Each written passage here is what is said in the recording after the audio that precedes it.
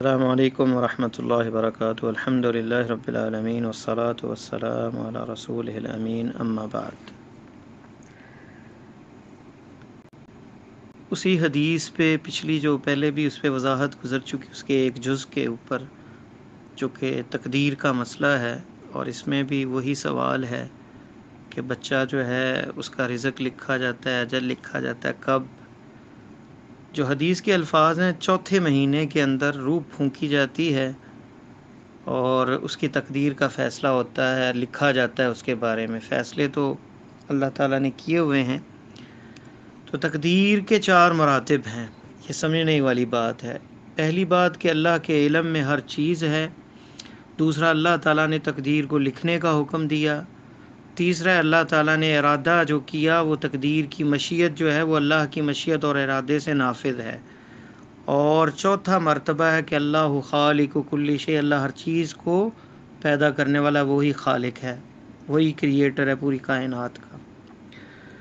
تو جو تقدیر ہے علم کی کہ اللہ تعالیٰ، اس کے مراتب ہیں۔ پہلا مرتبہ ہے کہ جیسے صحیح مسلم میں حدیث ہے عبداللہ ابن عمرو ابن عاص رضی اللہ تعالیٰ عنہما کی، کہ اللہ تعالیٰ نے پوری کائنات کی تخلیق سے 50,000 سال پہلے قلم کو حکم دیا کہ قیامت تک جو کچھ ہونا ہے وہ لکھ دے۔ اور دوسری حدیث ترمذی اور ابو داؤد کے اندر ہے، اس کے اندر ہے کہ اللہ نے سب سے پہلے قلم کو پیدا کیا اور اسے کہا لکھو۔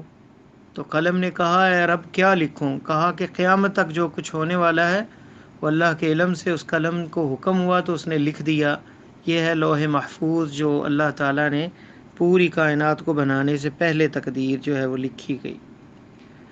دوسری انسانیت کی جو تخلیق ہے انسانوں کی، اس کے بارے میں بھی ایک حدیث میں آتا ہے اور قرآن کی آیت بھی ہے کہ اللہ تعالیٰ نے جب عہد لیا بشریت سے، انسانوں سے، آدم علیہ السلام کی کمر پہ، پیٹھ پہ ہاتھ پھیرا اور تمام روحیں ذرات کی شکل میں آئیں اور ان سے عہد و پیمان کیا، تو اس وقت بھی اللہ تعالیٰ نے کہا کہ یہ اپنے ہاتھوں پہ پھیلایا ان ذرات کو اور کہا کہ یہ جنت میں جائیں گے اور یہ جہنم میں جائیں گے۔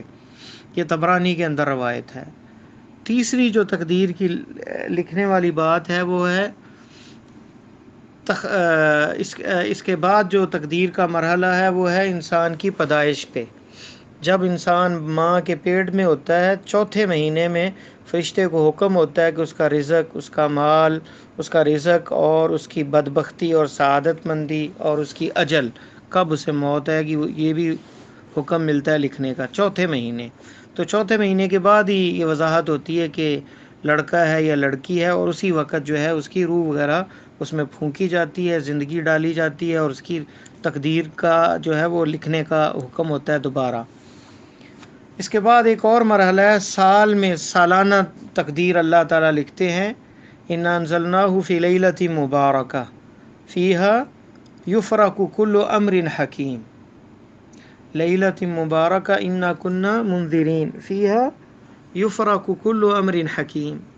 اللہ تعالیٰ اس رات فیصلے کرتے ہیں، لیلۃ القدر کی رات، پورے سال کے۔ تو یہ سالانہ تقدیر ہے کہ سالانہ دوبارہ فیصلے ہوتے ہیں۔ اور پھر تقدیر یومی بھی ہے، روز کی۔ یسألہ من فی السماوات والارض کل یوم ہوا فی شان، سورہ رحمان۔ اللہ تعالیٰ سے سوال کرتے ہیں جو زمینوں اور آسمانوں میں ہیں، تمام لوگ اسی سے سوال کرتے ہیں، اور ہر روز وہ فیصلے کرتا ہے، ہر روز وہ مصروف ہوتا ہے اپنے فیصلوں میں، کسی کو رزق دینا ہے، کسی کو نہیں دینا، کسی کو محروم کرنا ہے، کسی کو عزت دینی ہے، کسی کو ذلت دینی، تمام فیصلے یہ روز کی تقدیر ہے۔ اور قرآن مجید میں اللہ تعالیٰ فرماتے ہیں یمحو اللہ ما یشاء ویثبت وعندہ ام الکتاب، اللہ جسے چاہتا ہے مٹا دیتا ہے اور جسے چاہتا ہے لوح محفوظ میں ثابت رکھتا ہے۔ اور حدیث کے لفظ ہیں کہ اگر کوئی چیز تقدیر کو بدل سکتی ہے تو وہ دعا ہے، تو اس لیے دعا سب سے بڑا ہتھیار ہے مومن کا، اور دعا سب سے بڑی وہ التجا ہے رب کے سامنے کہ جس سے رب کی خوشنودی اور رضا حاصل ہوتی ہے۔ اور بندہ کثرت دعا کرے اور اخلاص کے ساتھ جو ہے ڈٹا رہے، فَكُلٌّ مُيَسَّرٌ لِمَا خُلِقَ، اور ہر انسان جو ہے اس کے لیے وہ آسان کر دیا جائے گا، اس کے لیے جو رستہ ہے۔ توفیق رب کی ہے، اس کی توفیق کے بغیر بندہ قدم نہیں اٹھا سکتا۔ تو یہ مختلف مراحل جو تقدیر کے احادیث کے اندر آئے ہیں وہ میں نے بتا دیے کہ یہ 4 مراحل ہیں۔ اللہ تعالیٰ نے تمام چیزوں کا علم ہے اللہ کو۔ دوسرا مرحلہ جو ہے اس کو حکم لکھنے کا، اس کے بھی آگے مراتب ہیں۔ اور پھر تیسرا چیز کہ اللہ تعالیٰ کی مشیت اور ارادے کے ساتھ وہ جو علم ہے اس کے تابع وہ فیصلے جو تقدیر کے ہیں وہ نافذ ہیں۔ اور چوتھی اور آخری چیز کہ اللہ خالق کل شیء، اللہ تعالیٰ تمام کائنات کا خالق اور مالک ہے۔ واللہ تعالیٰ عالم۔ السلام علیکم ورحمۃ اللہ وبرکاتہ۔